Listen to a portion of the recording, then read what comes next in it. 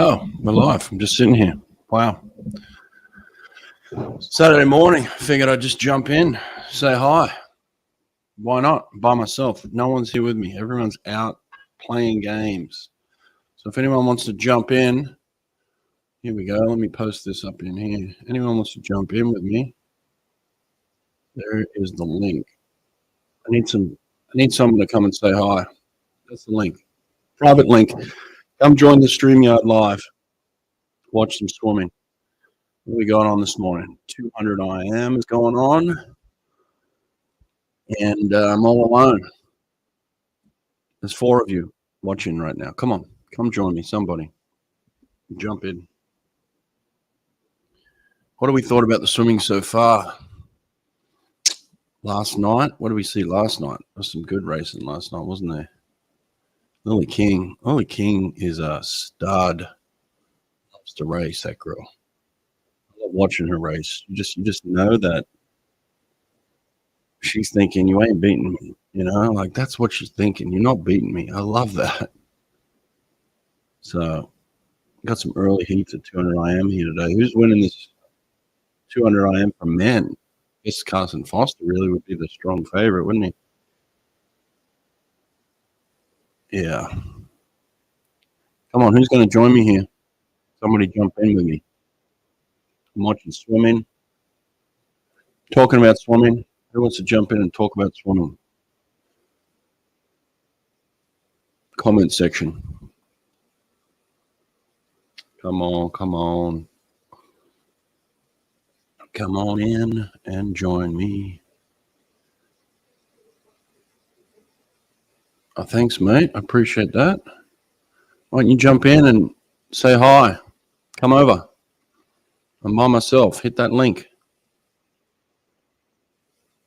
Need some help over here this morning. Everybody's gone away, doing things, having the weekend off.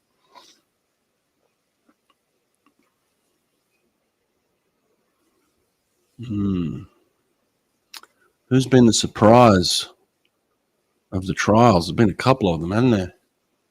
Some big surprises. What about that kid who won the 400 free last night? Texas kid. Yeah, he's not really a surprise. He's been around for a while, but that was a surprise win, I guess. Good win for him. Actually didn't get to watch much last night. I was out myself. Can't wait for Fukuoka. Yeah, Fukuoka's going to be good. What did you guys think of the 100 back last night? That was a fun one. Hunter Armstrong. This men's size roster could be a problem. When's the 50? I know it's this morning.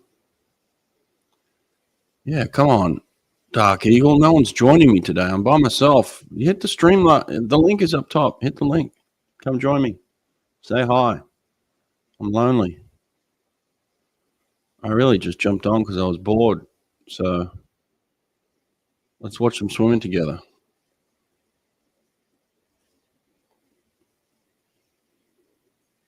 You think Chase is putting on a lot of muscle mass? You know what I found is as you age up, you tend to hold more muscle. You seem to be a lot leaner when you're younger.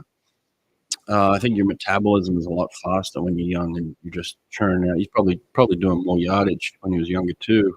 So as you get older, you kind of get a little bulkier. So I don't imagine that he's changed much. I just think maybe his metabolism's slowing down. Where are the others? So good question. I think they're just enjoying their weekend. We don't really plan these shows. It's more of like, hey, you're around, let's jump on. So 10 minutes before live, we just all get together and jump in. They just told me they were busy today. So, we don't have to do this. It's just a bit of fun. Just watching some 2IMs right now. Women's 2IM. Who's the favorite in this? Who have you guys got as the favorite in the 2IM? I actually don't know where Nate is. I tried to text Nate.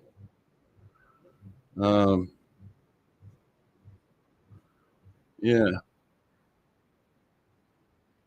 text him now. I tried to text Nate, and not sure where he is today.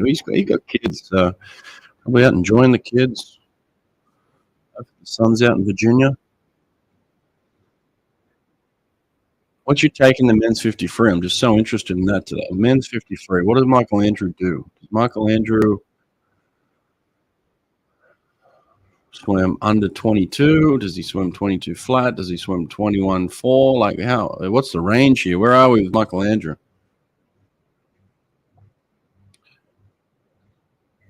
Yeah, I like that. Yeah, I'm glad you noticed that. The chemistry of the team is great with the others on. Yeah, it is. It is really good. I'm glad we found a little crew that works. Good crew, good Aussie crew. You know, you throw the Brit in there with Sonny. I think Sonny might be at a swim meet this morning. I saw his Instagram. He looks like he's at a meet himself. So just a little bit of fun. What was this one here? So love the 100 back. Hunter Armstrong, Chris O'Connor. Oh, they're on the same club team in Ohio. There's a little stat for you. Nice. Unrivaled scaling systems. What is that? Tell me more. Well, here we go. Here's a good prediction. Ryan Held unexpectedly with the 53. Well, I don't know if it would be unexpectedly because with Caleb not really being amongst the favorites, like who is expected? I think that's the thing. It's kind of wide open. I guess, look, Michael Andrews a world championship medalist, so you could say he's done it. Here we go. JJ's coming in. What's up, JJ? What's up, Brett? How you doing, man? I'm doing well. I appreciate you jumping in. Hiding in our office between sessions for our summer league championships. So, where are you? Where are you from? I'm down here in Nashville. Oh, beautiful. Yep. Nice. Oh, so there's a meet going on this weekend? Yeah. 14 hours on deck yesterday, 14 hours today. Oh, man. Oh, the life of a club coach, man. 3 sessions each day. So that's intense. That's really intense. And so you're just getting a little break now? Yeah, we got about an hour before we start warm-up for the next session. So figured, why not join you? Yeah, I appreciate it, man. I was left hanging there for a second. I was like, this is harder than it seems. I thought I would just get on and I'll talk to myself. I'm like, this is really difficult. I tried to jump in sooner, but I was like, oh, I'll go grab my computer real quick instead of doing it in front of my phone. So yeah, the computer's good. So tell me a bit about yourself then. I mean, I grew up in Northwest Ohio and moved down here, I don't know, 8 years ago. Yeah. So just living the club life dream, baby. Nashville, man, cool city.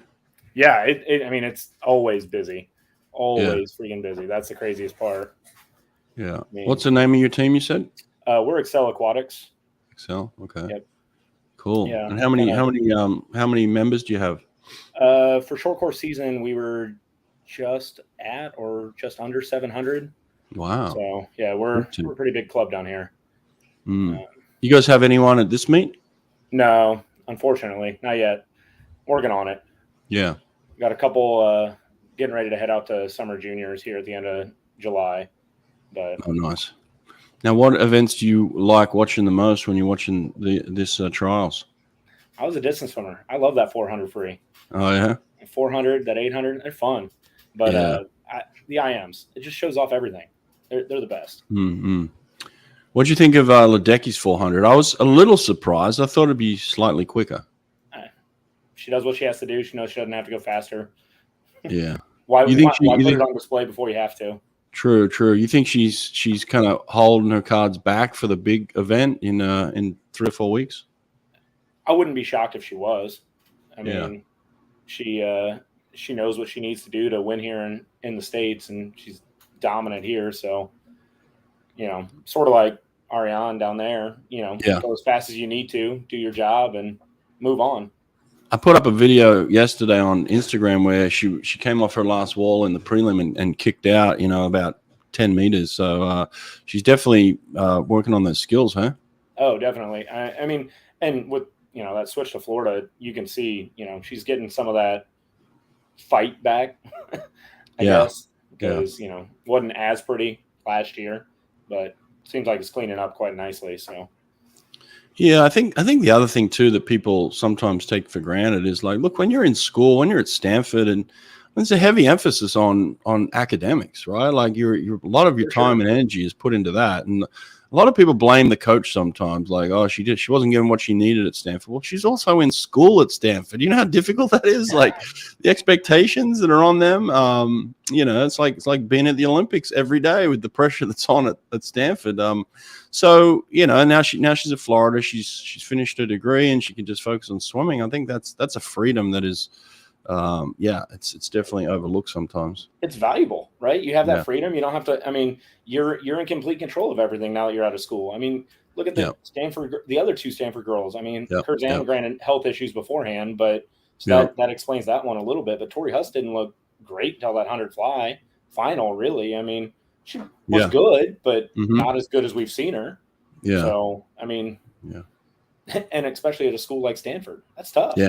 It's really tough. Yeah. The rigors of being in school, man, it's difficult, and it doesn't matter where you're at, where you go. Like once you get away from that for a short period of time, you're like, oh wow, I can actually just focus on being the best athlete that I could possibly be. It's a nice feeling, I mean, the craziest one is Nick Fink. I mean, right, worked on his master's, really making his stride post grad, and working on his master's, now working full time. And still, doing it to this level.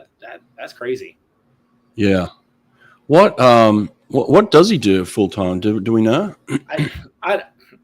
No, I don't think anyone really knows. He mentioned it in that interview that he's got a 9 to 5. Yeah. But other than that, I have no idea. That's super cool. That's cool for him that he's got a 9 to 5. If I was in his event, I'd be like, I just got beat by a guy that's got a full-time job. I got to get my stuff together. Right? Like, you got to be thinking about yourself. What am I doing wrong? Like, how is this guy going 58s while still working full-time? Like Kate Douglas just dropped a 208 there. That's a good swim. Great swim here this morning.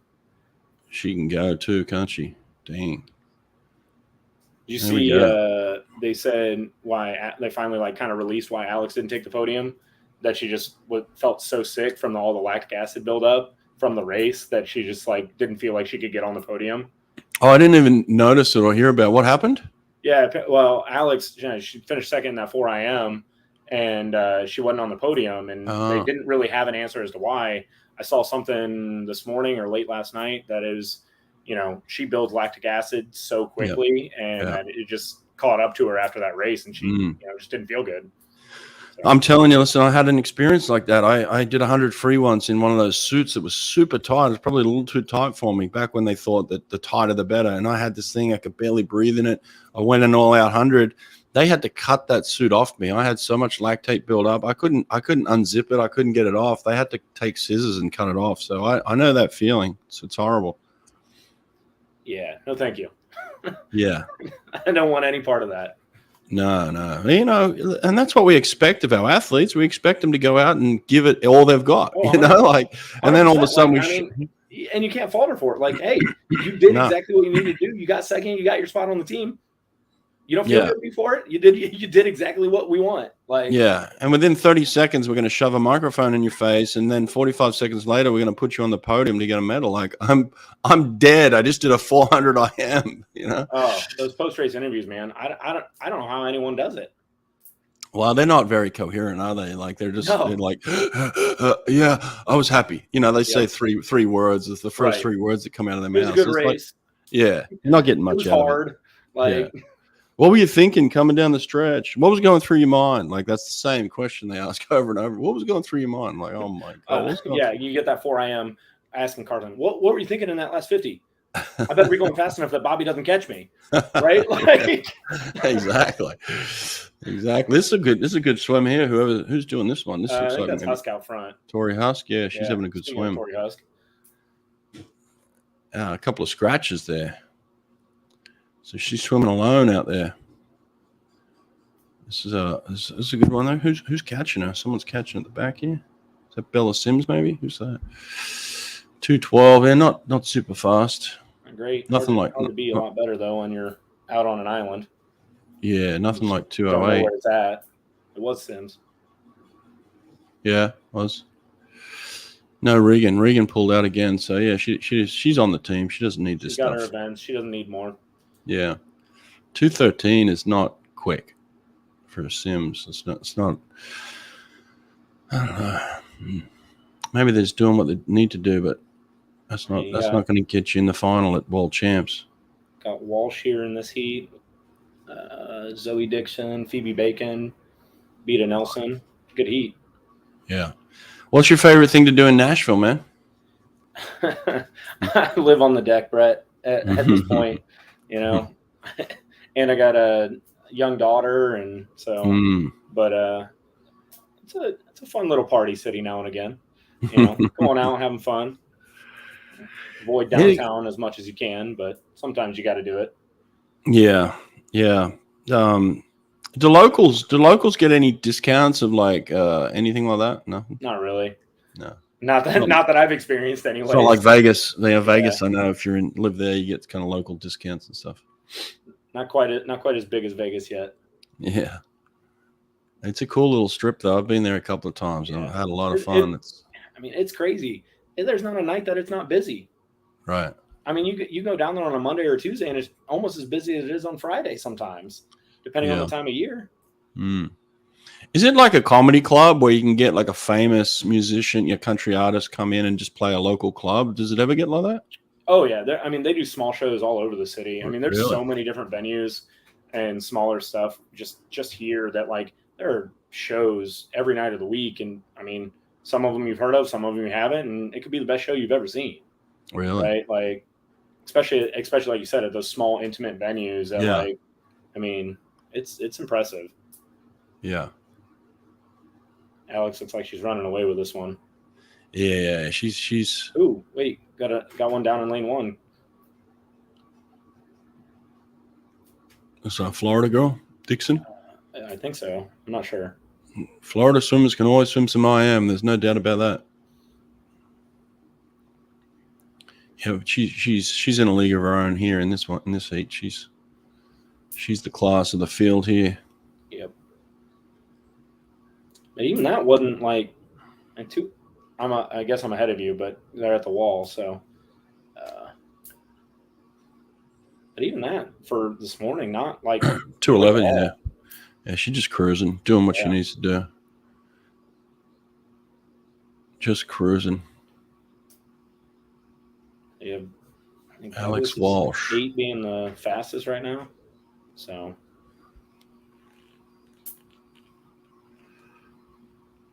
Yeah. Hopefully Shane puts it together. What in? We talking about the 2IM, I guess. Yeah, I don't know what Shane's doing. I can't predict Shane Cassis anymore. He was like the fastest guy in the world in like 3 events. You know what? 5 weeks ago. Yeah. It's really strange. It's got to be one of the weirdest turns. I mean, it can't be fun for him right now either, right? Like, you went from feeling all that speed, feeling good a couple weeks ago, to now coming out here and fighting for your life to try to make this team. Yeah, and the other thing is they were riding him pretty hard in the lead up to this in terms of the build up. You know, he was all over the advertising. He was doing stuff for USA Swimming. He was kind of everywhere. He was the face of the meet almost, you know. And man, he's just have not had a good meet. Chase is not swimming the 2IM. Okay, interesting. JB tells us Chase is out. There's the women. So 2:14 made it back. Yeah, not blazing. Pretty deep, very deep, but not blazing at the top end. Yeah. Wow. Yeah, life of a club coach is tough, man. It's fun. I honestly I love it. I mean, it's busy, and it's, you know, we got champs coming up. You got, you know, NCSAs a couple weeks after that, summer juniors the following week, and it's busy, but it's a lot of fun, and it's honestly it's super rewarding. You know, seeing those kids that, you know, come in and don't even know what swimming is, and you get that development, and you see that light up a little bit. I'm not going to complain one bit about it. Yeah, but it is a lot sometimes. Yeah. especially once you add in a little bit of high school, a little bit of summer here and that, summer Right. league swimming here and there. Right, they all kind of overlap, don't they? It's like Oh, when yeah. one group is out, another group's coming in, and so it's like you're always on the deck, but they're Yep. getting some breaks, but you're always on the deck. Do you get any like set breaks, like to say like these are my 2 weeks here? Yeah, we got about 3 weeks that we take and shut down at the end of July, right after NCSAs. And we'll Okay. come back like that 3rd or 4th week of August. So we do a pretty set break there every year. Yeah. And then we'll do like a 1 week season break between short course and long course. And that lines up typically with most of the schools like spring breaks. Nice. So You like our show, man? You like watching it? as much as I can. Appreciate it, man. Thank you. We have a little fun with it, you know? Yeah, you guys do it well. I mean, like you said, it's not easy being here and just talking. I mean, Yeah, it is a little difficult. It's good when you got the comment section coming in. So keep those comments up. Keep the questions, the comments like that. That's helpful. Kind of gives us ideas of what to talk about, what you guys want us to talk about. So, but yeah, looks like we've got some slow heats of 2 IM here. We've got to get through.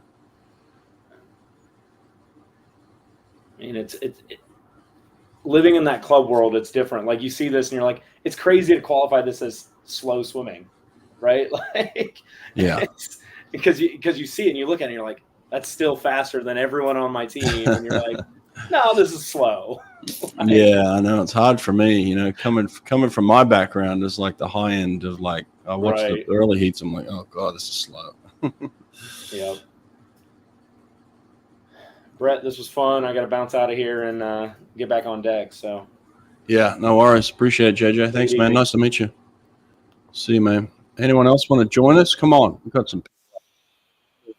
Link is up top. Hit that link. I'll let you in. We can have a chat. Need somebody. Come on.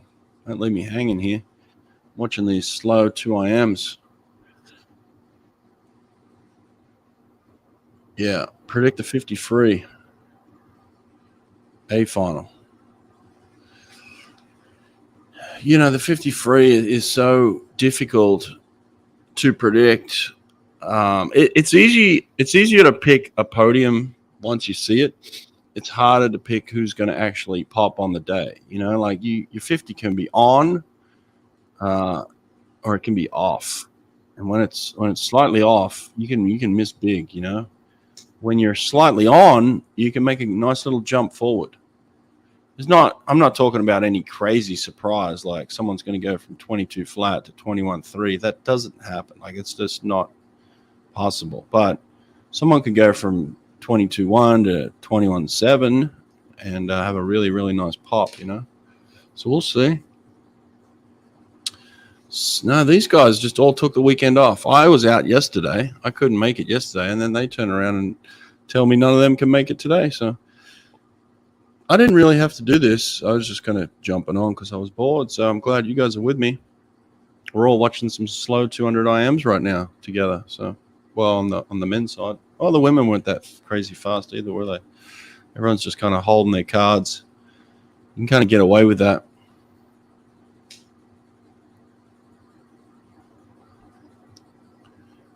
What's this say? So Chase being out takes away a double, which increases chance of Michael Andrew being left off the team if he doesn't win the 50 free. Yeah, that's a good point because they changed the criteria, didn't they? In the 50s, if you win the event, you're not considered in the top. I don't think you're even in the top 6 choices. I think the relay alternates are ahead of the winners in the 50, which is crazy. I mean, crazy that they don't give the 50s the respect they deserve. I mean, it's just sad. Really sad. I mean, they're giving away gold medals at the World Championships in the 50 breast, and you're not going to take the winner of the trials? What are you doing, USA Swimming? Come on. Give it some respect, please.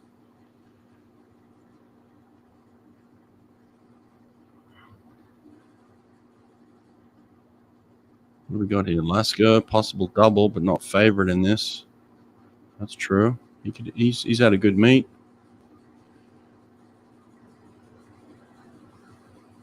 Kenny Deck enter. He doesn't want to. His focus is on the 50s. I'm with Garrett here. Respect the 50s. Come on, they're giving away gold medals and silver and bronze at the World Championships. They're calling it a world title at the World Championships. Send your best guys and girls. Get them on the podium. Pick them. They won the event. You put the event on. They won it. They can win a world title. I mean, what are we doing here? What are we talking about? It makes no sense. Can Cassis make the team despite his struggles? Well, anyone can overcome struggles, and he certainly has the talent to do it. Does he have the will to overcome what he's gone through in the last few days and kind of just hold it together, put it together? He hasn't proven that he can yet. I mean, he has he's not done well in finals. He's really not done well in finals. So I'm hoping for his sake. He's such a talent, you know. If there are Olympic events, if there are Olympic events, they would change the criteria completely, But because they're non-Olympic, they don't get the respect, and that's the thing. It's kind of what I said the other night. Is like, I don't really care because no one's respecting it. You got to respect it. What's been the swim of the meet, Bell? Good question. Swim of the meet so far. Wow. Well, put in the comment section. Give me some top 3 choices of swim of the meet. I need you guys to give me some ideas here. What do you guys think have been the top 3 swims of the meet? Maybe go with somebody that we weren't expecting, right? Like the expected ones do what you expect them to do. I mean, Lily King's 100 breast. I mean, she hadn't. She's the world record holder. So how can you say you didn't expect it? But she put it together. I mean, I think the unexpected thing from her maybe would be winning the 50, 100, and 200 at this meet. That might be a little bit unexpected, you know. Yeah, I guess Heilman's just crushed people, hasn't he? He's killing it. He might even pop a great 50. He's got dirty, filthy underwaters, like 15 meters underwater. He's so good, isn't he? Weinstein, yep, that's another good one. Where is that? What's there? Weinstein, yep, beating Katie Ledecky. Who would have picked that one? 100 fly for men. That was a good one for sure. The women's 100, 200 free were absolutely crackers. You know what's been the surprise in the meet for me? How well at the top end the meet has actually been swum. I was not expecting it to be this fast across the board, and it's been generally pretty fast. And the Virginia girls, I think, look, they've had success. A couple of them had success before this, but it is good to see as a whole they're all coming through here and really having that success long course now. Yeah, I agree. That's good. Is Heilman swimming the 50 free today? Can anyone confirm that for me? Is he doing the 2 I am? What's he doing? What is Heilman swimming?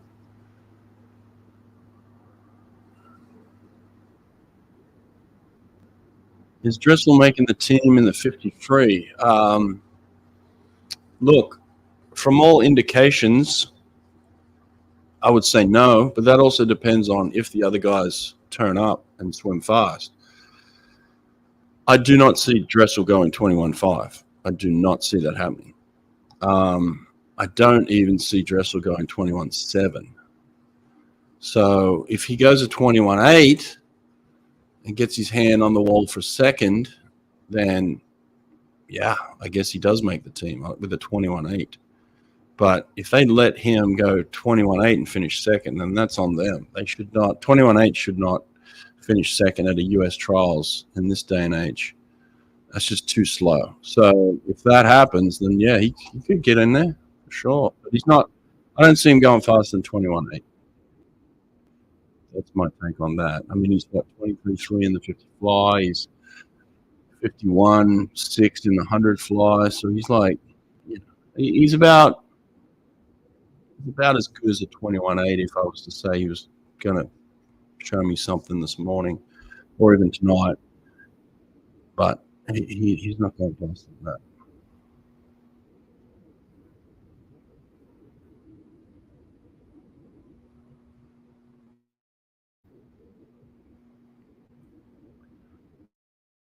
Oh, Harmon's in this. What are you saying? Harmon's in heat 2 of the 50. Okay. And then someone else is saying he's swimming right now. Oh, okay. Maybe I should be watching the swimming then while I'm talking to you guys in the comment section. Is this him here? Is this him at the 150?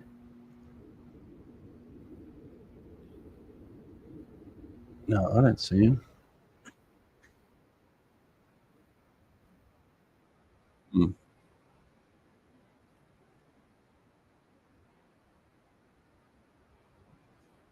Harmon went 22.9 as a 14-year-old. Yeah, but that's not. I mean, it's great for a 14-year-old. That's not going to make this meet. Well, I guess you could drop a full second from that. 21.9 as a, what is he now? 16? 21.9? 16-year-old? Yeah, 21.9. It's still 21.9 shouldn't make the team. That's slow. Slow to make the US team is what I'm saying. If you're not going 21.7 to make the US team, then you don't have a chance of getting on the podium at the World Championships. He'll be barely into the final, if at all. Probably not even into the final with the 21.7.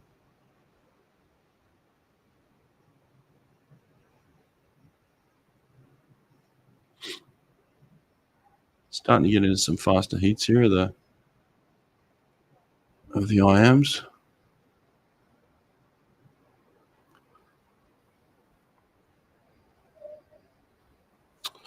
Oh, you saying Bruno was present at that meet? I was at that meet. I was actually talking to this kid on the pool deck when he did this. A lot of people were telling me that I should do an interview with him at the time, and he was 14. I was like, I'm not interviewing a 14-year-old. It's just not my style. Let's let him get a little faster. Well, here we are, a couple of years later. He's a lot faster. Probably good time for an interview now.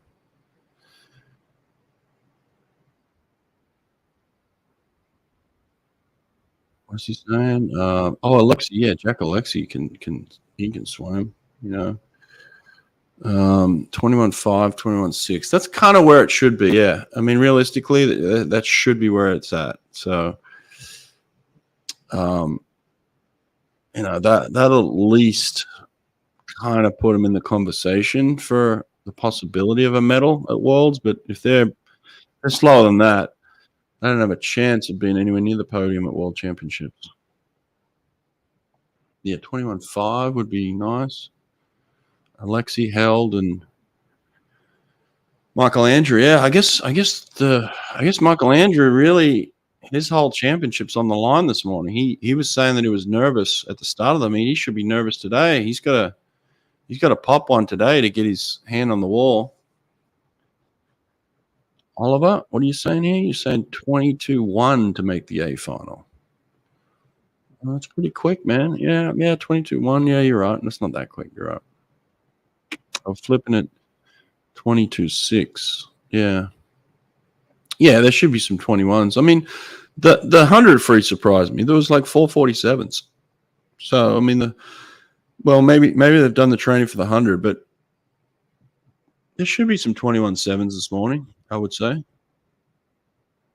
don't see why not. A couple of 21.7s. What do you think Ben Proud is going to go? I think he should be around that 21.2 mark. 21.2, I'd say. He just went 21.6, didn't he, in Rome? Yeah, 21.1, 21.2.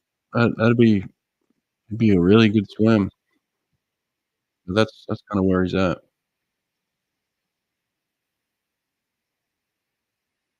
Bustos.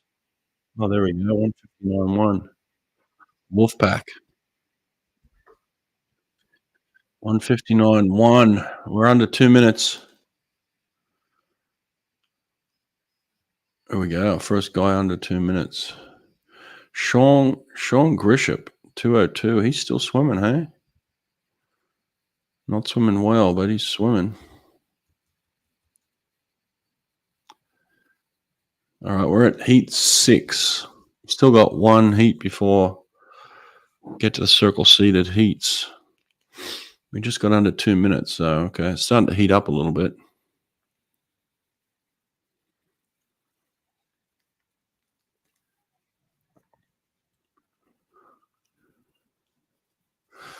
Who's your thoughts on favorite for the 4x1? Ooh, all right. What's my choices here? I mean, you've got your usual suspects. You got your US now who put themselves in the mix. You got your Aussies. You got your Aussies. You got your Brits. Your Brits are certainly putting themselves in the mix. Who else we got? Yeah, Italians, of course. You know,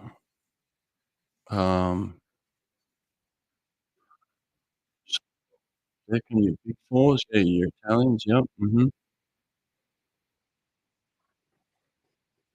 China. China's got a 4x1 that's competitive. Okay, nice. Yeah, I think it's a shame the Russians aren't there. The Russians won't. They would have been competitive. They're not there.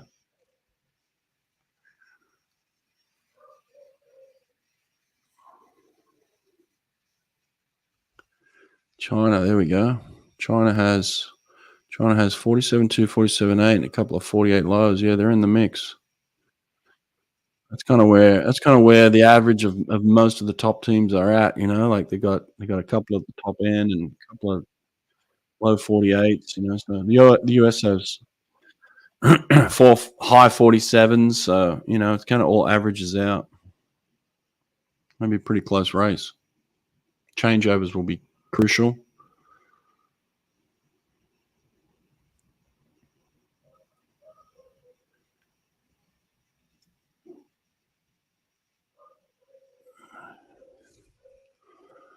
Tim, this is an interesting one. If you could make a 4x1 medley relay. Oh, medley relay to save the planet. Who's on your relay? To save the planet, hey? Well, I'm going with Ryan Murphy for backstroke. I'm going Adam Peaty for breaststroke. Going Caleb Dressel for butterfly. And then Kyle Chalmers freestyle. What about that? That sound good?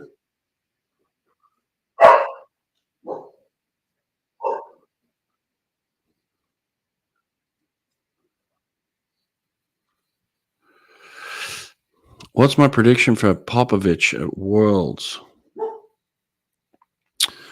My prediction is he wins the 100 and 200 free. He wins them both. Yeah, he wins them both. I predict he's going to be under 47 again. Just creep under 47. And I think he's going to be back in that, 142 high, 143 flat range again. So I think he's just back to his best. And yeah, I think he's been in really heavy work. He just had a good couple of swims, 47 mids, and he was back to like 140, 144 again, so or was he 145? 145 flat, around there. So probably 143 mid, and then back to just creeping under 47 again. But he'll win them both. That's my prediction.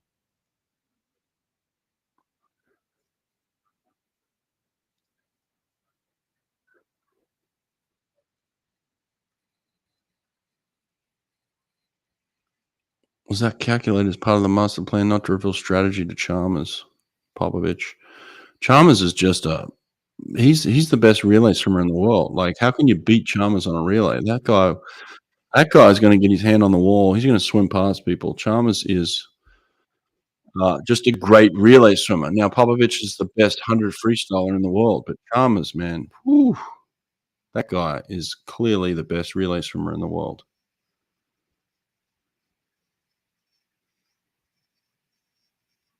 And if you don't think there's a difference, there's a difference. Trust me. I was a really good relay swimmer. I wasn't as good in the 100 free as I was on a relay. You put me on a relay, I could swim way better on a relay than I could individually, and there are people like that. It's just the way it goes.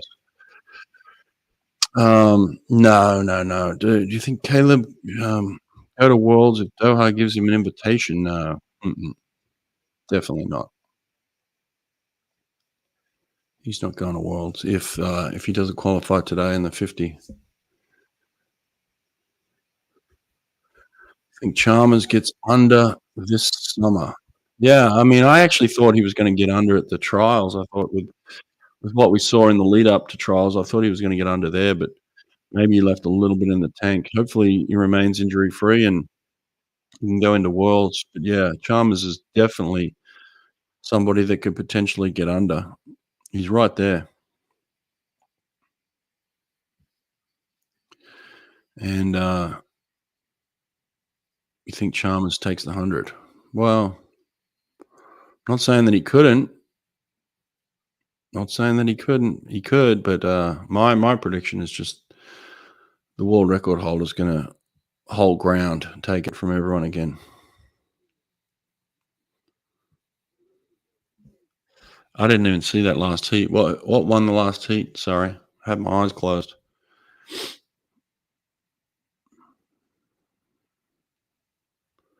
This is Foster.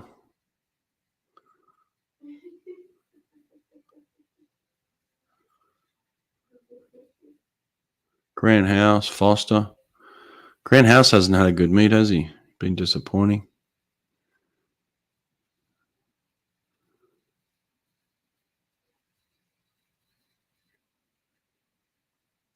$59.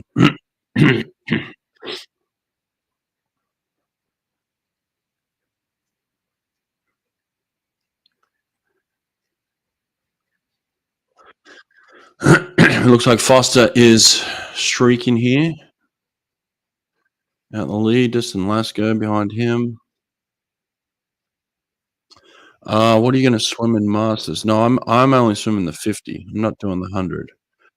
I'm a 50 guy. 2 laps of a short course pool, 1 lap of a long pool.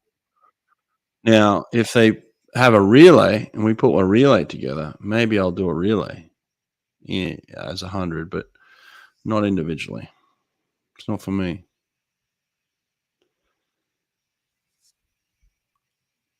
Are you excited for the upcoming European Juniors? Didn't even know it was on. That's how excited I was. No, I'm not. I'm not excited, but I'm glad it's on. I'll be certainly having a look at some big swims. Where is it at? I don't even know where it's at.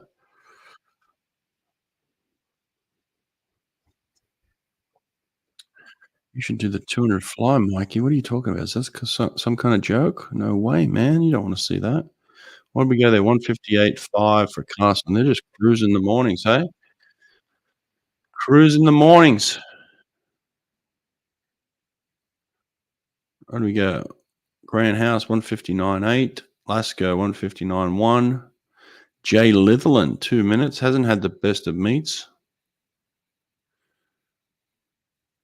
What have we got now? We got another heat here? Oh, we got another one. Oh, Shane Cassis is in this one. Trent Julian. Okay. Still got 1 heat to go. Oh, it's happening in Serbia. Okay. European Juniors in Serbia in a couple of days. Okay, great. Who's swimming? Anyone that I should look out for? Chinga? Who should we look out for at the European Junior Championships in Serbia?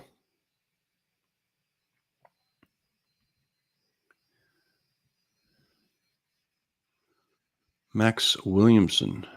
Maximus. Okay, Cassis is at least going out for it.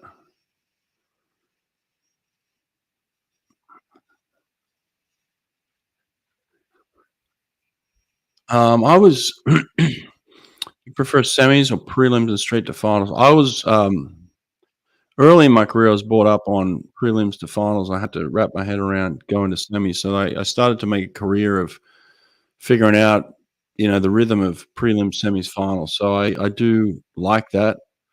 I like that elimination of kind of getting rid of people as you go. So yeah, I prefer the semis.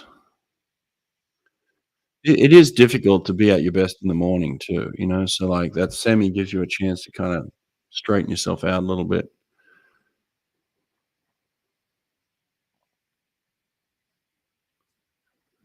Cassis in the lead after the backstroke. He's not going a 155, I'll tell you that. But, yeah, he's doing what needs to be done, I guess, in the morning here.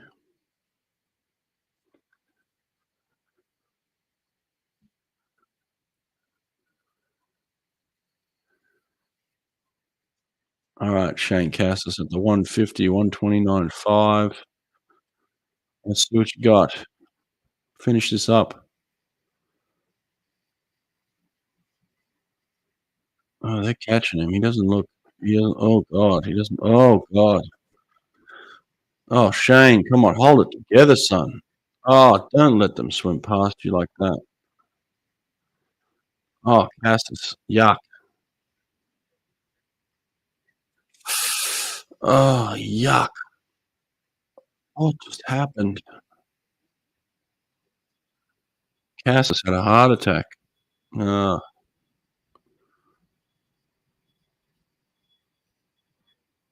what do we got here? Let's see the results. Give me some results.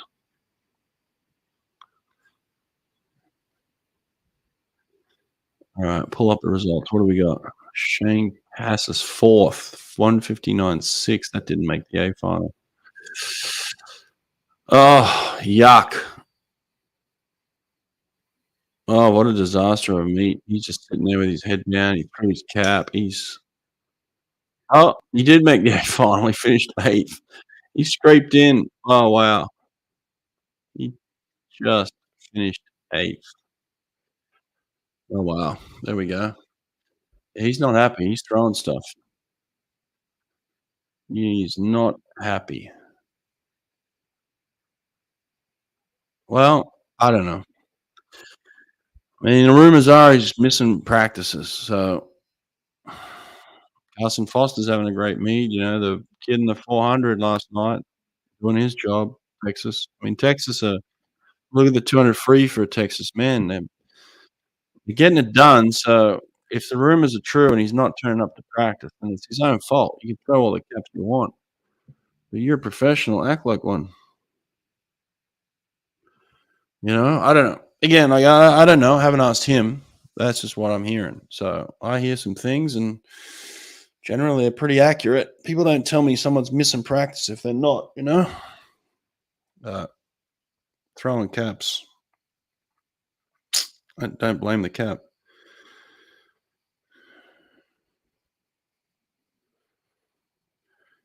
What else we got? 53. Oh, the 53's up. Women, yeah, haven't really done any women's predictions.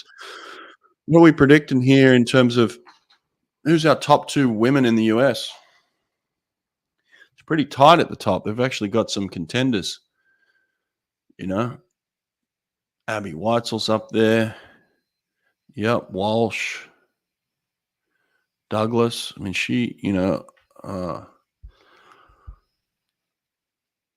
Walsh doesn't swim at 50, right? It's not Walsh, isn't it? Douglas and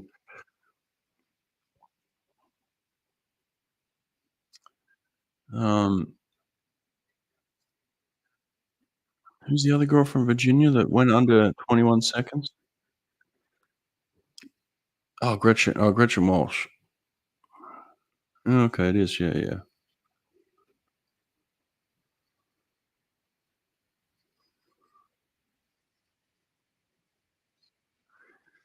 Yeah, yeah, yeah.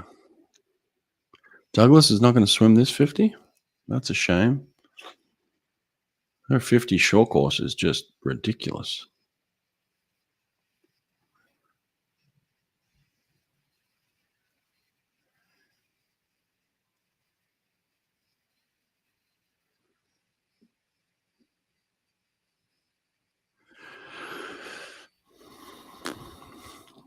Anyone else as a contender in the US? Just those two? It's got to be someone else.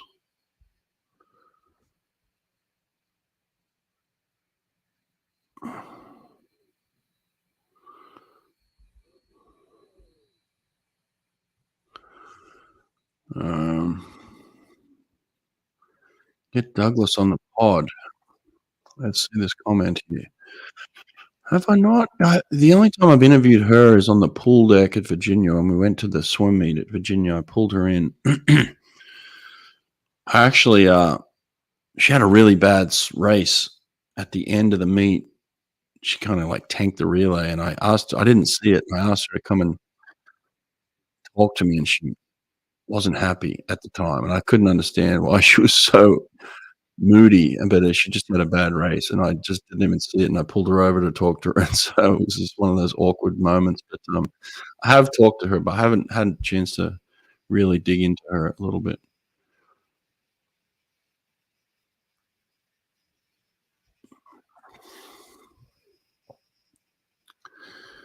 What do I think of the top 5 50 free at Worlds? Well, right now, I think my top 3 are McAvoy, Proud, and Manadou. I mean, they're the top 3 favorites. McAvoy, with what he's done at trials, tells me that he could double up and do that again. He could be just as good. Ben Proud is just Mr. Consistent. He's always there, and he's proven that he's a top 3 guy any day of the week. And then Manadou's the same way. You know, Manadou's both been trained by James Gibson in part. You know, James has got a hand in their training, and he just does a great job of getting them ready. You know, yeah, JB, this is the one. I mean, that's the top 3 right there. There's not even no one else even in the conversation right now. They've definitely created some separation. Oh yeah, Curzan when she's at her best. Did someone say she was sick this week, or she's just not swimming at her best? I can't remember. I don't know. Well, Dress will be back to his 21 O's next June. I don't know. These are good Caleb Dressel questions that are great swimming questions, but you're not allowed to ask him. Apparently, he doesn't answer swimming questions, and it's rude to suggest that he should. How dare you, Alfonso?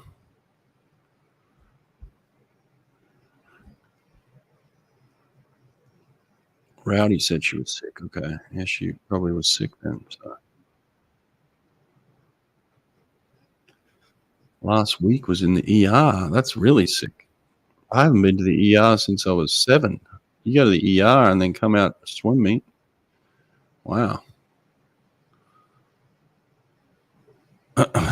Alfonso liked my joke there. I'm kind of semi-joking, right? Like, why isn't he answering swimming questions? It's just a little stupid. Like, we're at a swim meet. Hey, how was your swim? Hey, how's your preparation? Hey, how's your... I mean, what's going on? Does anybody have any idea of, like, why you can't ask a swimmer swimming questions at a national meet? I haven't figured out the answer yet.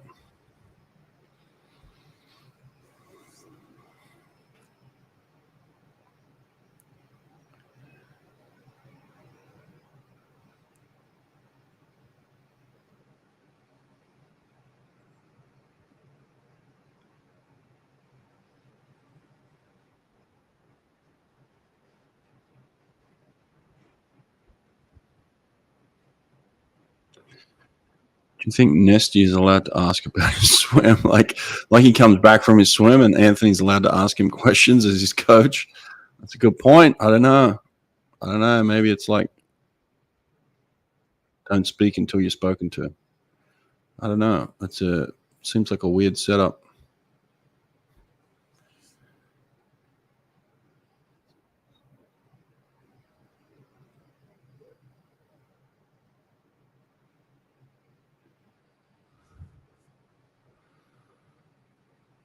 Yeah, imagine if swimmers get fined for skipping media. No, they don't get fined. They get pats on the back for not, talking to the media. It's almost like USA Swimming are enabling it. Like it should be. You should be fined like every other sport. Yeah, NBA, NFL, like pro athletes. You don't turn up to media. But that's how it was when I was on the Australian team. They'd always be like, Brett, the media want to talk to you. You got to do it. Like they always told me, you got to do it. Just you don't have to tell them everything. You don't have to, you can work your answers. You're in control of what you say, but you have to say something. It's just pro sports. You got to say something at the meet. It's just mind blowing. I don't know. I know I've harped on it a lot. Adam Jurga, come and join me, Jurga. Like if you scroll up the top, hang on, I'm going to copy it again. Wait up. I'm going to invite somebody. I need Jurga up in here. There we go. I'm going to paste this. Ready? Somebody come join me. Here it is. Here's the link. I can't do this alone. I got to watch this 50 with somebody.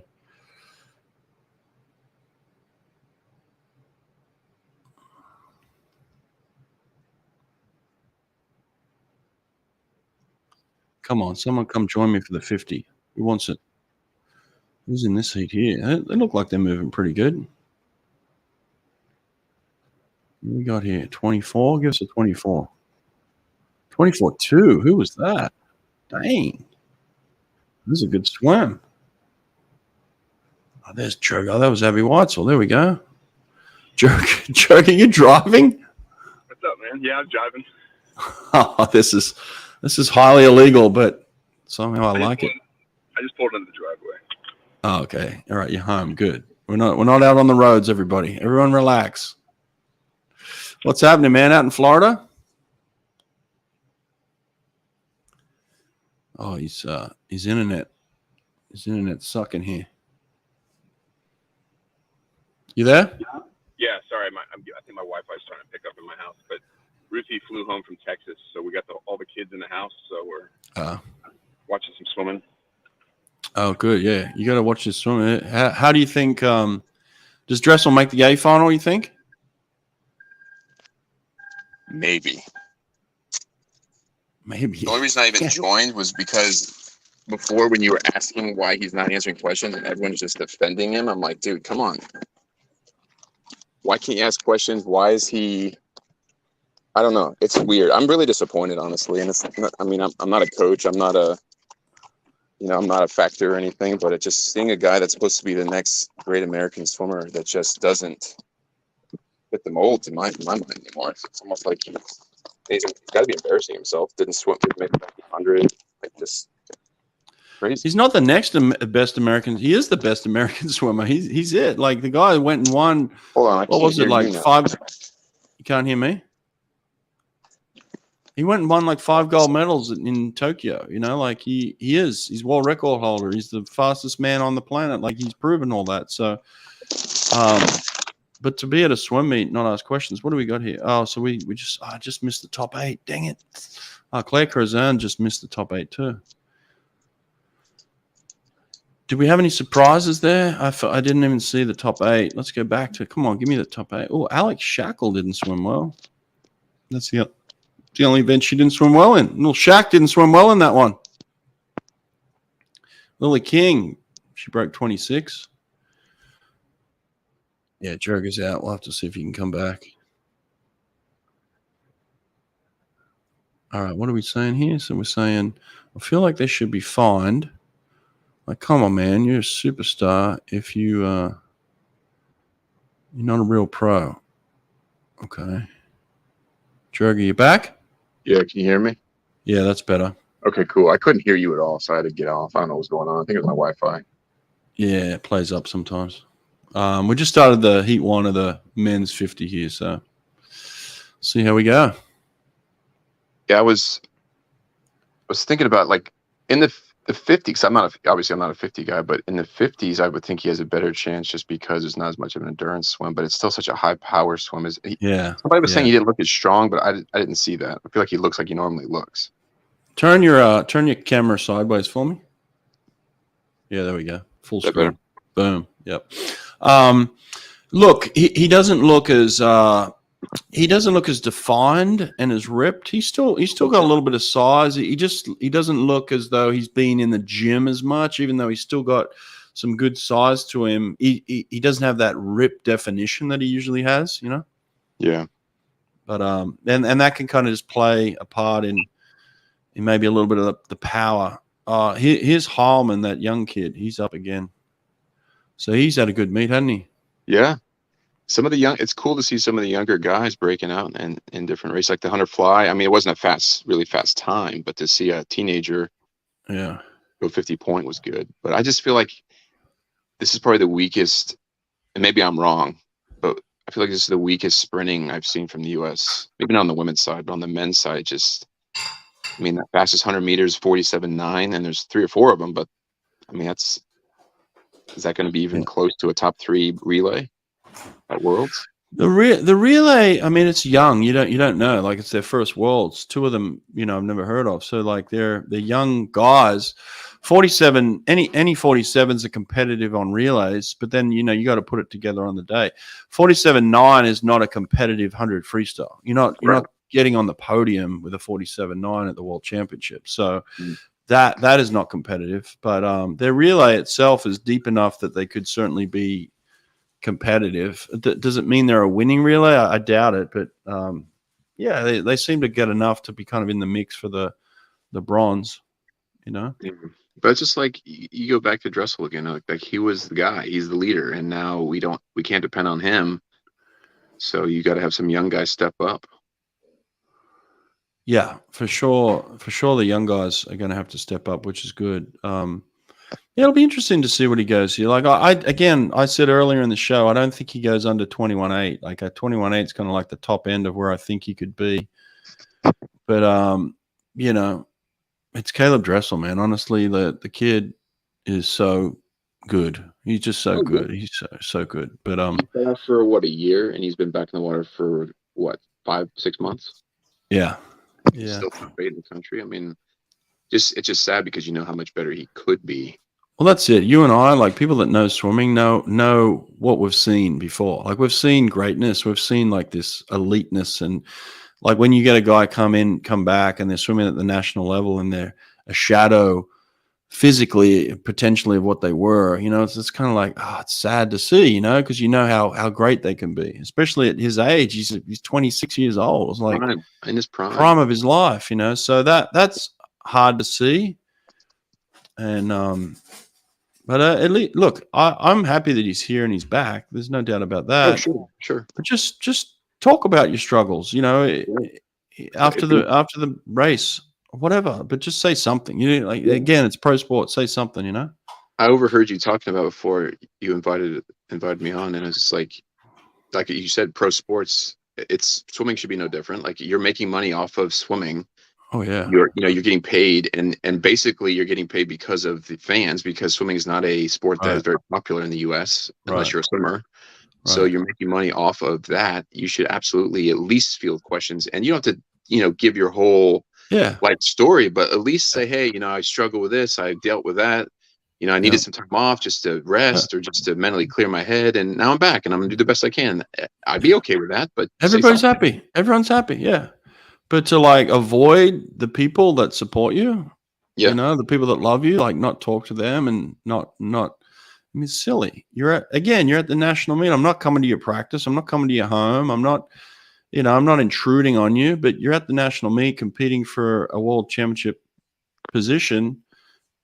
You should be expected to ask questions and answer them. So, anyway, what is this? Tell me what's happening, because I don't have my laptop with me, so I'm not even watching right now. Oh, okay. They're on kind of some of the early heats. There's a couple of guys going like 22 highs, I think. Someone just went 22.3. Daniel Boltez, Ohio State, 22.3. Okay. Is it on TV or is it just on the internet? It's on YouTube. Yeah. So if you go to YouTube, Oh, I think I can get on YouTube. Yeah. yeah, if you go to USA Swimming YouTube, it's just I just turn the sound down and it's just you I'll can do watch. that because I just came home and everybody's in the family room, so I can't get the TV in that one. Yeah. They're all playing Nintendo stuff. This is a big one. We got David Curtis and Ryan Held in this one. So YouTube and then USA Swimming's channel. Yeah, USA Swimming. So Ryan Held looks like he's out in front. He looks good. He kind of was showing speed in the 100, early on. He went out in 22.5 to his feet, I think. He looks pretty strong here. He's pushing a little bit of water, but he looks strong. 21.6, there we go. So that's a good swim. Yeah. That's a good swim. It's not a podium at a world champs, but that's a final at a world champs. That's a good final at a world champs. So that's kind of where the US guys should be, right? Like that's when you think of US sprinting, you think they should have someone in the top 8 at the world championships. That's a top 8 swim. And then Jack Alexi went 21.8. That's not a top 8 swim at the world champs. Is Michael Andrews swimming the 50? Yeah. This is what he's been focused on. So he's up now. He's in lane 4. Brooks Curry, Justin Ress. Brooks has been kind of quiet here, huh? Okay, so this is where the pressure comes on Michael Andrew now. His new stroke. Let's see how it holds up. Let's see how it holds up, this new stroke. Oh, he's got the straight arm popping. He's pushing water, but he's poppy enough. He's strong enough. He's good, but he's buried. He's really buried. And this is where they're starting to catch him now. He swung a little early. Oh, 21.8. Yeah. That's kind of what I was saying. Like I've been saying this all along. He's around that mark. He's not a 21.2. Everyone was expecting him to go 21.2 with this new stroke. It just doesn't happen. Like when you push water like that with your head, it doesn't work. You got to sit yourself up higher. And he got out the first 30. He was swinging hard too. And then he faded hard because he was trying too hard there. So I would make some adjustments on Michael Andrew. And here's Caleb. I finally got the stream up. So Caleb's good. Yeah, Caleb's up. Caleb looks like someone pulled out next to him, so he's got an open lane. Got a good start. I'm going to say 21.9. Yeah, he just doesn't look as powerful when he comes up. Drew Kibler. I think Kibler's beating him right now. Oh yeah, no, Caleb doesn't look good at all. Yeah, no, he might have broke 22. Oh my gosh, he's gonna get last in the heat. Oh, he's getting last. I think he got last. Oh god, he got last. Yeah. Oh god. 21.9. Who went 21.9? The winner. Yep. Yeah, 21.9. Matt King. Yeah. And what did Caleb get? 22.7. 22.8 or 22.7. 22.7. Wow. Oh my god. This is bad. I mean, I think honestly, I went 22.7 with the flu once. 25 years ago. No, I'm serious. Like you can laugh at that. I think I had the flu once and I went 22.7. That's oh my gosh. What place did he get? 22nd in the 50 free.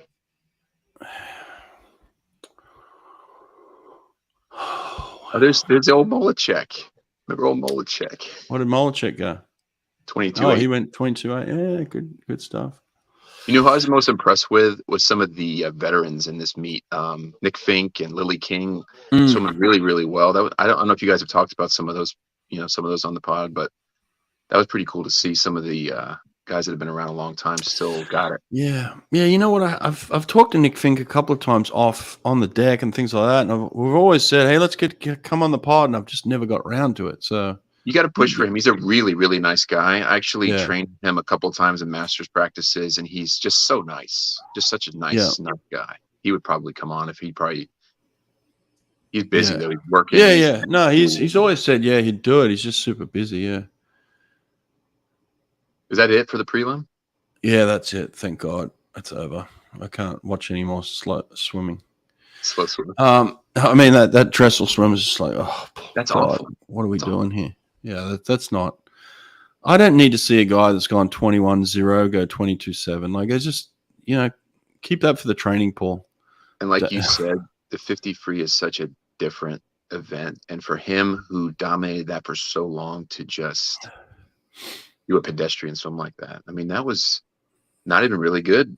When you Jurgen, the man's gone 21-0. 21-0, and he's just pumping out 22-7s at the national championships at age 26. Like, I don't know what's going on.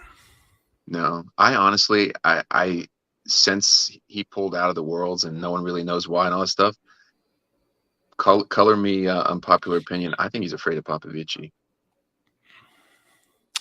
That was my take.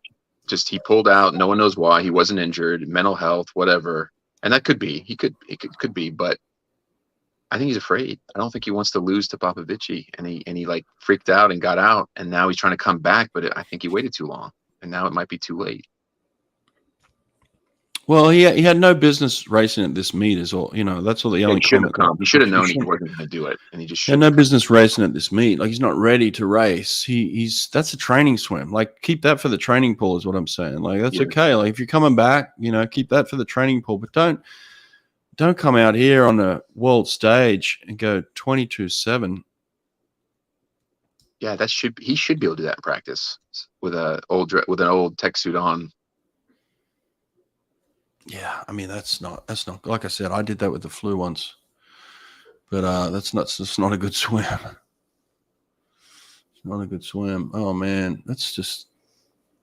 But anyway, so Michael Andrew, I think everything that I've seen, he's there with his technique. I like it. He forced it. He forced that first 30. He buried his head, and then he just faded hard. His tempo just changed. You look at the last 15. He changed a lot. A lot of people. You can't see the comments here, but a lot of people don't buy your argument, man. He's not scared of Popovich, and I think, like you said, it was an unpopular opinion. It's one that is easy to kind of throw out there because it looked that way, but the reality is I don't buy it either. I don't. He's such a competitor, and he's such he was the most dominant swimmer. So what is it then? Like, it was just bad timing. He was up against Popovich, who was about to explode, and he pulled out. It looked bad optically, right? Like, but I don't buy that was the reason. There was, he got to a point where he was obviously at breaking point. And the thing with the World Championships is he shouldn't have come to this meet. He probably shouldn't have gone to the World Championships. If you're that mentally fatigued and you need help at that point, you don't go to the World Championships and start competing and then leave halfway through the meet. Like, that should have been addressed way before that. So someone in his management team is not doing a good job of managing him. They didn't do a great job then. They're not doing a great job now of managing him. Someone's not managing this kid very well. He's poorly managed. I'm not even going to put it on him. He's got a team of adults around him. Like, help this kid. Like, he shouldn't have been in a situation at World Championships where he wasn't ready to compete, and he shouldn't be in this situation where he's not ready to compete. It's just the man is the best swimmer on the planet. He's the best swimmer on the planet. When Caleb's at his best, there's no one better. No. Period. Not even close. And he's a great racer. So, period. If you saw any pro athlete, Joe, what's your favorite top 3 pro sports that you like to watch? Other than swimming, football, hockey, and probably baseball. Okay, so if you put the starting pitcher of any great team out there, and they're pitching like crap, and you're just saying to yourself that he's not ready to pitch today. Like, well, why is he out there? You put the quarterback of any great team out there, and that quarterback's just not ready to play. He's just getting smashed around the park. Like, you would think the same thing about anybody. You'd be like, they're not ready. Like, why are we sticking them out there to get destroyed? They're getting chewed up right now.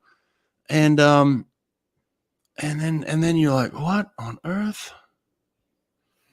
Yeah, you're right though. He's got people that know him. He's got his handlers and his family, and somebody should say something. Like, you're not right, buddy. Get yourself right before you try to come back. maybe it's a Greg Troy thing. Maybe we haven't even brought this up. When Caleb was at his best, here's an opinion. When Caleb was at his best, he was with Greg Troy, and Greg Troy was managing this kid. Yeah. I'm going to throw this out there. Maybe we need Greg Troy back in his life, because Greg Troy, you look at NCAA's 4 years at Florida, Greg Troy, right? Yep. 17-6, things that we'd never seen before. Greg Troy goes to the World Champs, goes to the Olympics. Greg Troy. Then all of a sudden, Greg Troy's out of the picture, and this whole thing just collapses. That's a great theory. Because I talked to Greg a couple of times. I never swam for him, obviously, but they had that ISCA meet down in St. Pete, and they had a few people come up to be interviewed because we were doing the float swimming podcast or live show or whatever. And he came on and I interviewed him, and he just something about the guy. You just know he's one of those guys. He's been around forever. He knows every athlete of every genre, of every stroke, distance, whatever. I think you could be onto something there. That could very well be.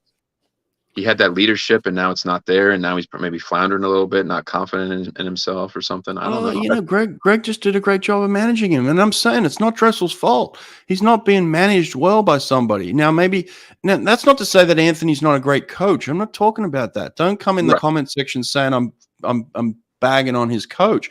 I'm talking about his management. It's clear that he wasn't managed well at the World Championships. It's clear that he's not managed well right now. He shouldn't be at this meet. Greg Troy wouldn't allow this stuff. Greg Troy gets him to the point where Caleb is ready to compete and be at his best. Year after year after year, Greg Troy had him for 6 years, I think.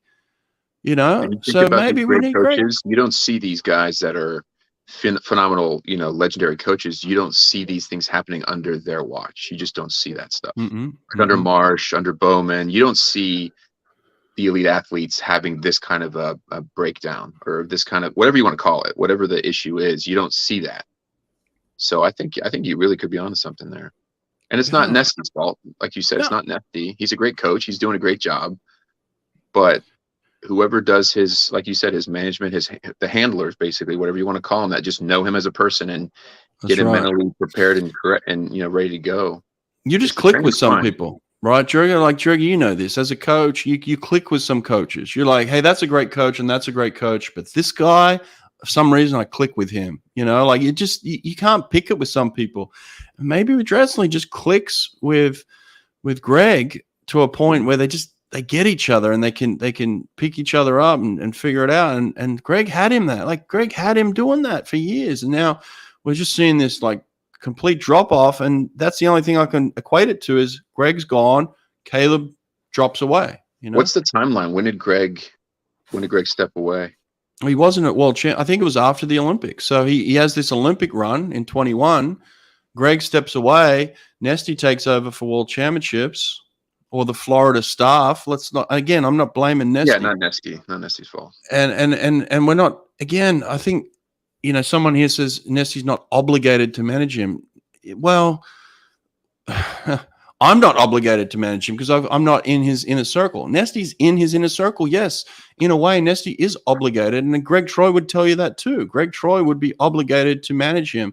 You're obligated to manage your athletes to get the best out of them. That's what coaches ultimately should be for, right? Like, to get the best out of your athletes, and we're not getting the best out of Caleb right now, so...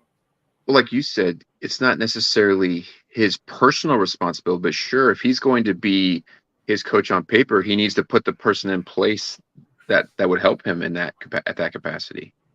Which Greg Troy did. And I'm giving Greg Troy all the props in the world here. I'm saying Greg's the guy for him, I'm not saying I am. I'm not saying, but it seems the way Greg had all the success with Caleb, and then he disappears and Caleb just drops off the map, and we say Caleb's got mental health issues. Well, maybe Greg was helping him through all those issues. Maybe Greg was managing those issues at the time, and now he's gone. There's no one there to really fill that gap for him. So now Caleb is having these mental health issues. So I'm saying bring back Greg Troy. I agree. And like you said, just say something. Just, because everyone wants to know what's going on. Like, everyone cares about him. Like, loves swimming, wants to see the guy succeed. Like, what is it that you're lacking? What are you missing? And maybe Greg Troy hears from afar and says, hey, let me, I don't have to coach you, but let me just get you right. Yeah, this is actually a true statement. He has, and it's been pretty well documented that he has had a history of this, and that's what I'm saying is his history of it was managed really well by Greg Troy. Again, it's not about the coaching side. I'm not saying Anthony or anyone else is a bad coach. They're proven that they're phenomenal. What I'm saying is Greg Troy managed Caleb so well that even through his history of depression and anxiety attacks, somehow Greg got the best out of him. Through it. Yeah. That's the markings of a great team, of a great coach. Yep. You know?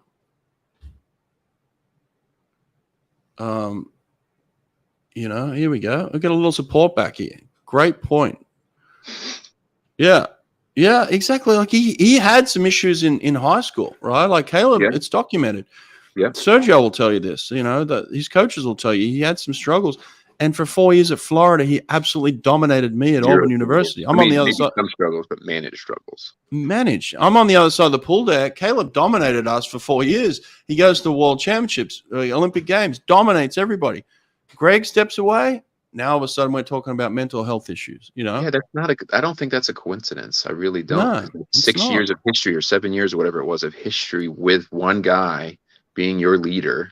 Yeah. And now that he's gone, it's almost instantaneously happened. Instantaneously. And yet we haven't seen any indication that it's getting better, clearly.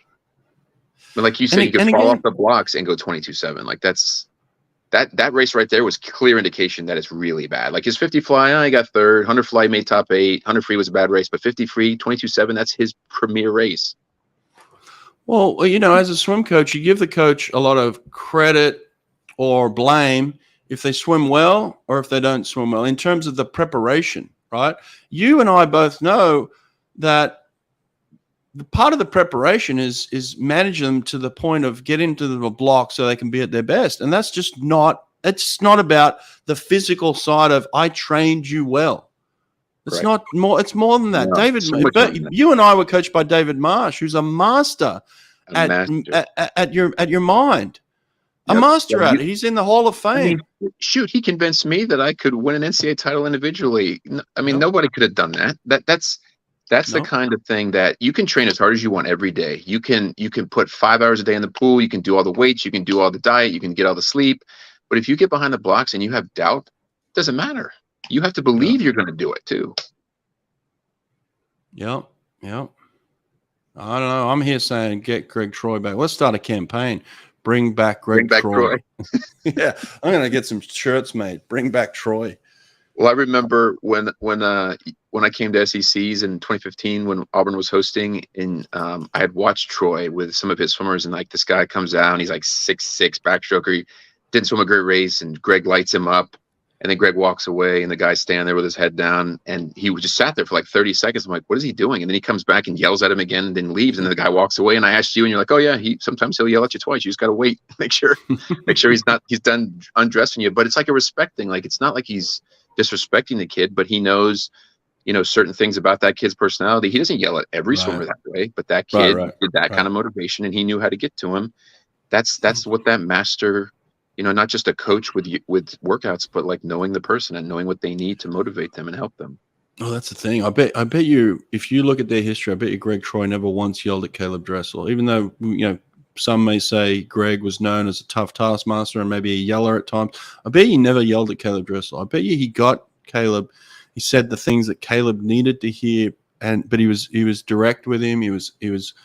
But like, I bet you he just managed him well, and that's what I'm talking about, the management. And some people say, like, as a coach, you don't have to do that. That's absolutely part of the performance is the management. I mean, a great coach would want that part, and even if they're not doing it themselves, that they have the person that does it. Like, you surround yourselves with assistants, and not all the assistants are great swimming minds. Maybe they're great mental. They're good at helping with visualizing and managing stress and all that stuff. It all factors in. Here's a great question. Do you think Caleb really wanted to make the world's team? Again, I'm going to go back to, who this is a great question for? Caleb. It's a great swimming question. That's a good swimming question, Tim. It's a great question. Why can't we ask that at the national championships? Right. I mean, simple. maybe he just wanted to swim at a meet with a big atmosphere. He knew full well he wasn't ready, but he just wanted to kind of see where he was at, like a checkpoint. That would be nice to know. Like, hey, I know I'm not ready to go that fast, but I'm just going to swim. I'm just going to see what happens.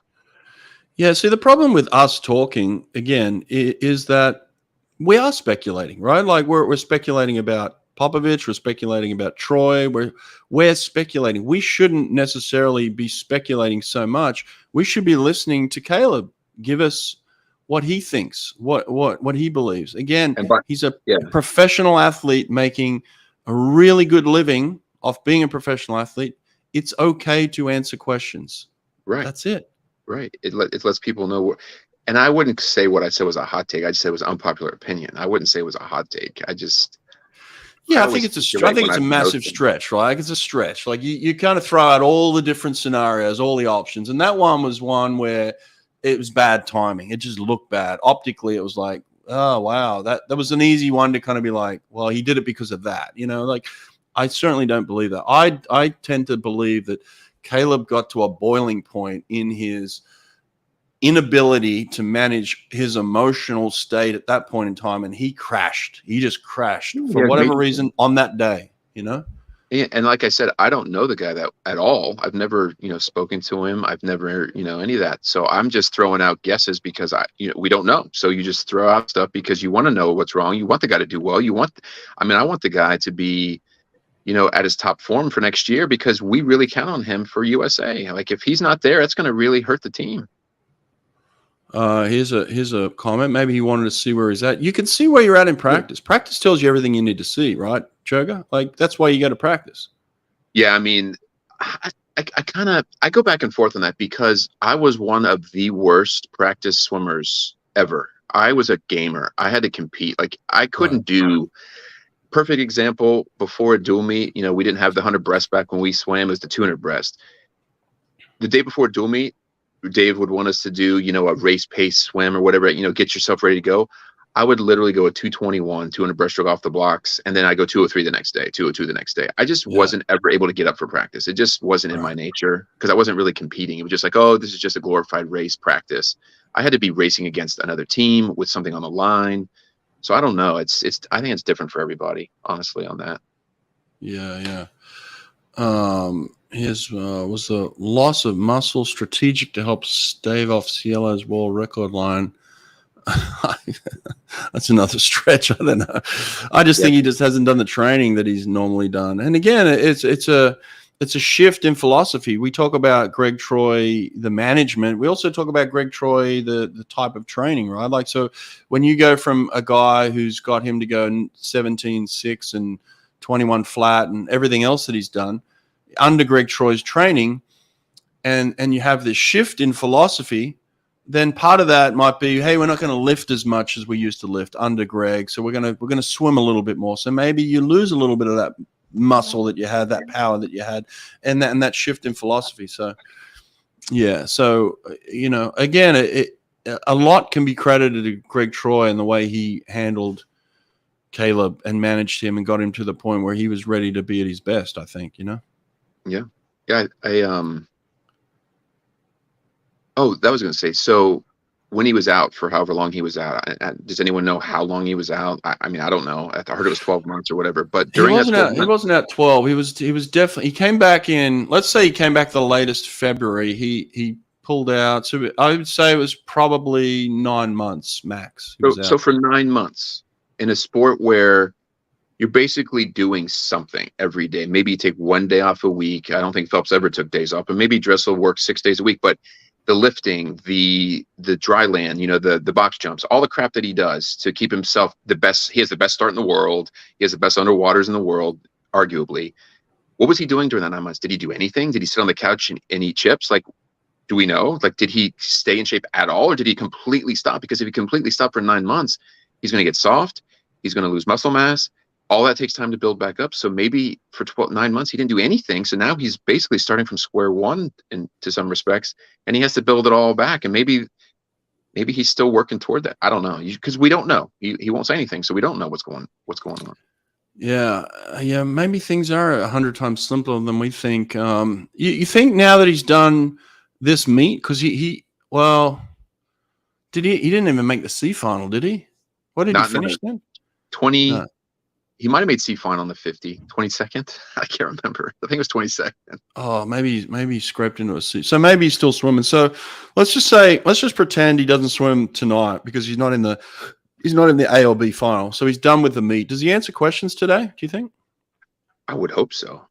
Or if nothing else, go on a pod next week or 2 weeks down the road. He's come on your pod before, so maybe he just comes on and gives whatever he says, whatever he wants, but he says something. He has to say something. You know, the last my podcast that was over a year ago. That was the last full interview he did. Yeah. So, D final. Some people are saying he made the D final.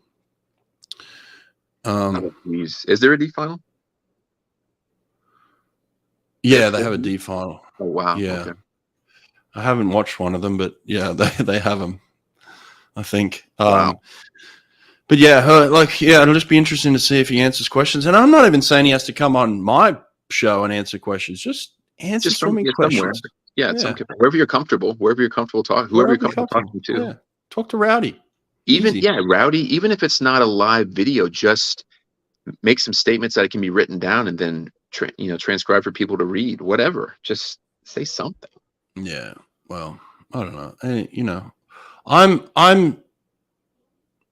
I'm sick of talking about him because I feel like I'm bashing him, which I'm not. I've got nothing but love for him. I've got nothing. Look, I've talked to some people privately about him in terms of concern. Yeah. I am just concerned, but he is the best swimmer in the world, and to see him swimming like that 22.7 is like, oh my God, like that's not major concern. And like you asked me, my favorite 3 sports to watch besides swimming. Well, swimming's my favorite by far. I eat, sleep, and breathe that sport. I'm watching everything. I don't know a lot of the pros. I don't have that kind of clout. I don't have that kind of connection, those networking. But yeah, I love watching swimming. So he's the best. I want to see him at his best. Of course, I'm cheering for him. He's an American. I want to see, the next, you need that leader. You need that Michael Phelps that, we had Phelps and Lochte for so long, and now we had him as that guy. And now I don't know if we have him anymore. And you need that for going into an Olympic year. You need that leadership. You got Ledecky, you've got some of these veterans that have been around, but as far as like leading the team, that was his role. That was his responsibility in a way. Is people are counting on him to lead the team, and now if he can't be there, then what? Who is it? And for me, this argument that people make of like, oh, it's just good to see him back and smiling and swimming. I mean, this is pro sports, and this is the best swimmer in the world. Like, it's not good to see him suck. It's not. I don't enjoy it. Nothing about me watching Caleb swim that 50 from the moment he took his first stroke to the moment he touched the wall made me feel good about, I'm glad he's back in the water. Like, I'm glad you're back training. I don't want to see you compete at that level. This is competition. It's cutthroat. You got guys like Carl Chalmers, like who are grown men gorillas. Like they go into battle. Like this is, to them, is like serious battle. Like this is swimming's MMA. Like you get up on the block and you compete, right? Like that's what it is. You more than anyone else knows too that it's not just how fast you. How confident are you? It's also how much intimidation do you have over your competition? Full well because you did it. Yeah. You raced against people that were probably faster than you that day, maybe, but you got up behind the blocks and they were intimidated by you and they were afraid of you and they wouldn't race you, or they would race, but they knew they couldn't beat you. And that's that's another huge factor. Is like, okay, Dressel goes 22.7 in the 50 free right now. I can't wait to race him. I'm gonna smoke him. Yeah. I know. Yeah, you're giving all these guys just this. He used to walk around the deck and you'd look at him and be like, oh, I got no chance against him. And now you look at him and you're like, oh, he's easy beat. That. That's the same. Like a guy like Gabriel Jett ties him in the 100 fly. Gabriel Jett knows in his mind full well that he has no business tying Caleb Dressel in the 100 fly, but he did. So now I got no confidence. I can race Dressel in 100 fly. Yeah.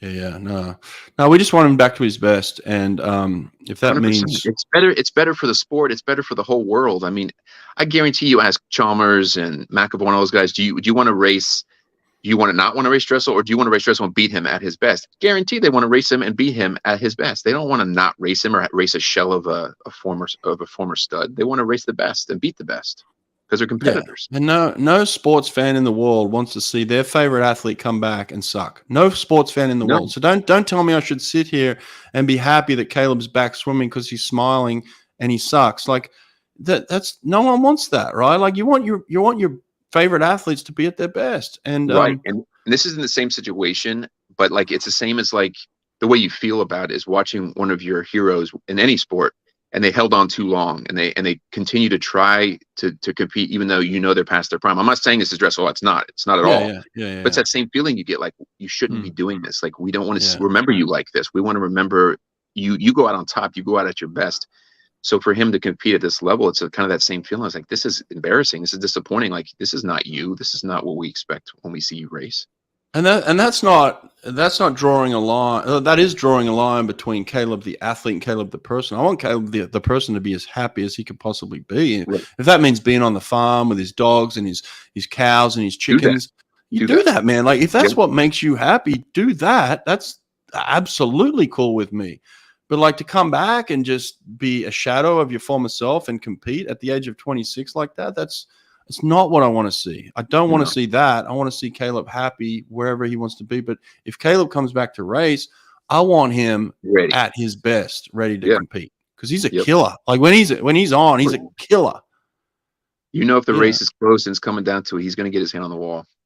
He's a killer. When Caleb some of the things he would do, like when he was when he was with Troy, like watching the hunter fly when he raced schooling, and he didn't breathe the last 25 of a 100-yard butterfly. I'm like, why? Who does that? How do you hold your breath that at the end of a race like that? He made up his mind and he trained for it. And he said, you know what? If it's close, I'm not breathing my last 25. That is freaking crazy. I never would have had the balls to do that. That's what I'm saying. I've stood on the pool deck and watched this man at his best. It's a different feeling. You know, it's like to see someone at their best like that and they're crushing their opposition and they're just so much better than everybody else. Their greatness is just like on a stage, like, oh, wow. Like, you know, and then to watch that, like they're two different people. It's like, it's completely not fun, you know? No. But, all right. Hey, I appreciate it, man. It's gone on for a while. We talked forever, man. It's good to see you again. Good to see you, buddy. All right. We're done. Later, guys. See you guys. Ciao.